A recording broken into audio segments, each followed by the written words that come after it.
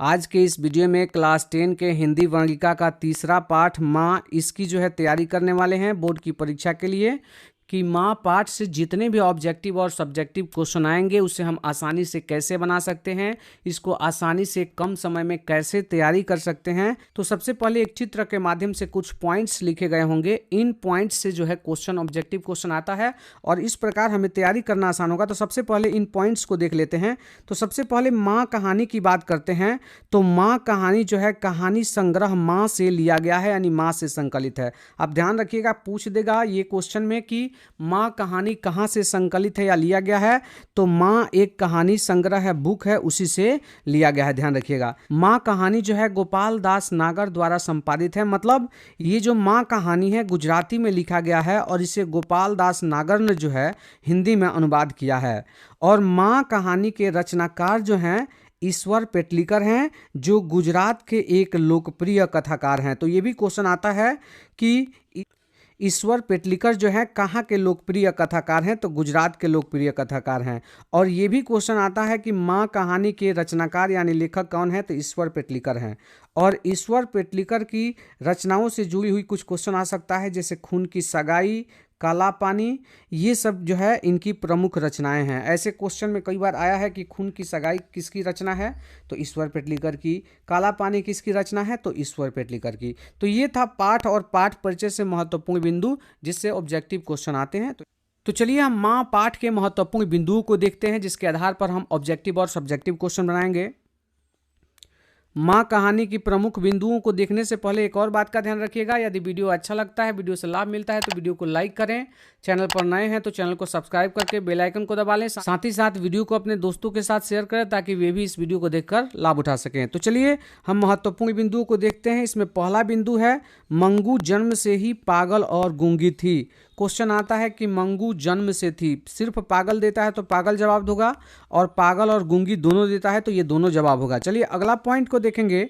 मंगू को ऐसी पागलपन थी कि उसे टट्टी पेशाब का ध्यान नहीं रहता था। मंगू तो 12-13 साल की हो गई थी, लेकिन उसे ये ध्यान नहीं रहता था कि टट्टी और पेशाब कहाँ करना चाहिए। अगला पॉइंट देख लेते हैं। मंगू की मां मंगू को अस्पताल में भर्ती नहीं करवाना चाहती थी, क्योंकि ऐसा करना अपंग जानवरों की गौशालाओं में भर्ती करना जैसा कहा जाएगा। इससे 2 नंबर का क्वेश्चन भी आता है कि मंगू की मां मंगू को अस्पताल में क्यों भर्ती करवाना नहीं चाहती थी, तो उसका जवाब यही पॉइंट होगा। इससे ऑब्जेक्टिव भी क्वेश्चन आता है, तो इसको अगर आप जाने रहेंगे तो आप किसी भी ऑब्जेक्टिव क्वेश्चन का जवाब दे सकते हैं। तो देखिए, आप पाठ के महत्वपूर्ण बिंदुओं को, जिसे हम नोट्स भी कह सकते हैं, इसकी तैयारी आप कर लीजिए, जिससे आप जो है सब्जेक्टिव और ऑब्जेक्टिव दोनों प्रकार के क्वेश्चन का जवाब आसानी से दे सकते हैं। अगला पॉइंट देख लेते हैं। माँ के अलावा उसकी माँ को 3 संतानें थी, 2 पुत्र 1 पुत्री। दोनों पुत्र पढ़ लिख कर शहर में कमाने लगे थे तथा पुत्री का विवाह हो गया था। एक पुत्री का विवाह हो गया था, वह अपने ससुराल चली गई थी। और ये जो मंगू है ये तो पागल ही है। चलिए अगला पॉइंट को देख लेते हैं। अगले पॉइंट में है मंगू की माँ सबसे अधिक लाड़ प्यार मंगू को करती थी, क्योंकि मंगू जन्म से ही गूंगी और पागल थी, तो इसकी माँ जो है उसी की देखभाल सबसे ज़्यादा करती थी, उसी को सबसे ज़्यादा प्यार करती थी। अगले पॉइंट को देखते हैं। मंगू 12 वर्ष की थी। क्वेश्चन आता है कि मंगू कितने वर्ष की थी, तो मंगू 12 वर्ष की थी। अगला पॉइंट देखते हैं। माँ कहानी का मुख्य पात्र कौन है, तो आप ध्यान रखिएगा, मंगू के आजू बाजू में ये कहानी घूम रहा है, यानी इस पाठ की जो है मुख्य पात्र मंगू है। अगला पॉइंट देख लेते हैं। किसी ज्योतिष ने कहा था कि आने वाले अगहन का महीना मंगू के लिए श्रेष्ठ है, इसलिए संभव है कि वह ठीक हो जाएगी। तभी से अगहन का महीना माँ जी के लिए आराध्य देव बन गया था। मतलब मंगू उस ज्योतिष के कहने पे पूरी तरह से विश्वास कर ली थी कि मंगू जो है आने वाले अगहन के महीना तक ठीक हो जाएगी। अगला पॉइंट देखेंगे। माँ कहानी में माँ की ममता का वर्णन किया गया है। क्वेश्चन आता है कि माँ कहानी में किसका वर्णन किया गया है, तो माँ की ममता का जवाब होगा। अगला पॉइंट देख लेते हैं। अगहन के महीने में मंगू का 14 वर्ष पूरा होने वाले थे। मतलब अगहन महीना जैसे आएगा वो 14 वर्ष की हो जाने वाली थी। चलिए अगला पॉइंट देख लेते हैं।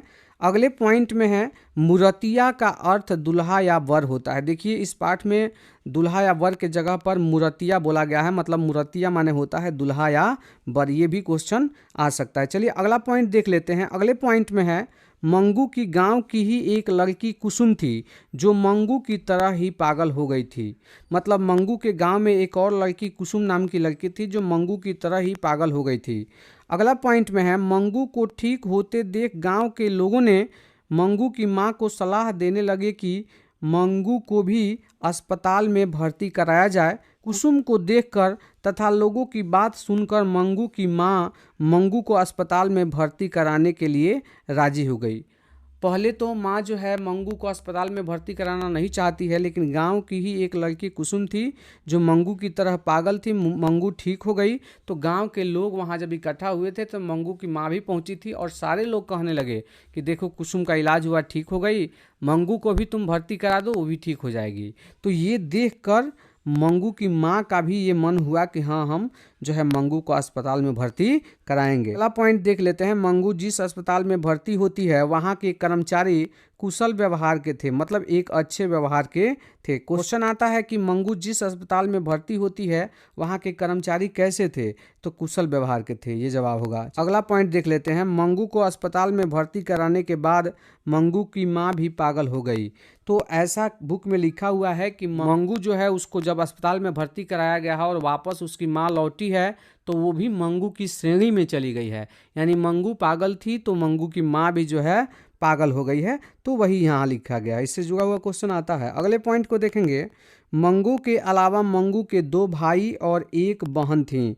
मंगू के अलावा मंगू के 2 भाई थे और 1 बहन थी। इसकी चर्चा पीछे भी हुई है। चलिए अगले पॉइंट को देख लेते हैं, मंगू की बड़ी बहन का नाम कम्मू था।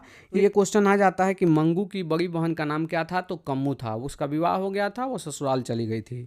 ऑब्जेक्टिव और सब्जेक्टिव क्वेश्चन का वीडियो जो है अलग अलग प्रत्येक पाठ के लिए आएगा। यदि आपको हिंदी का पीडीएफ चाहिए तो आप मेरे टेलीग्राम चैनल से ज्वाइन हो जाइए। अब टेलीग्राम कैसे ज्वाइन करेंगे, तो टेलीग्राम के लिए आप इस वीडियो के नीचे डिस्क्रिप्शन में टेलीग्राम का लिंक मिल जाएगा, वहां से जाकर जो है आप टेलीग्राम ज्वाइन कर लीजिए और वहां पे कमेंट कर लीजिए। ज़्यादा लोग यदि कमेंट करते हैं तो मैं तुरंत जो है पीडीएफ टेलीग्राम पे अपलोड कर दूंगा। तो चलिए इसी के साथ आज का ये वीडियो यहीं पे समाप्त होता है। यदि वीडियो अच्छा लगा हो, वीडियो से लाभ मिला हो तो वीडियो को लाइक करें। चैनल पर नए हैं तो चैनल को सब्सक्राइब करके बेल आइकन को दबा लें। साथ ही साथ इस वीडियो को अपने दोस्तों के साथ शेयर करें ताकि वे भी इस वीडियो को देखकर लाभ उठा सके। तो चलिए फिर से मिलते हैं किसी नए वीडियो में, तब तक के लिए जय हिंद, वंदे मातरम।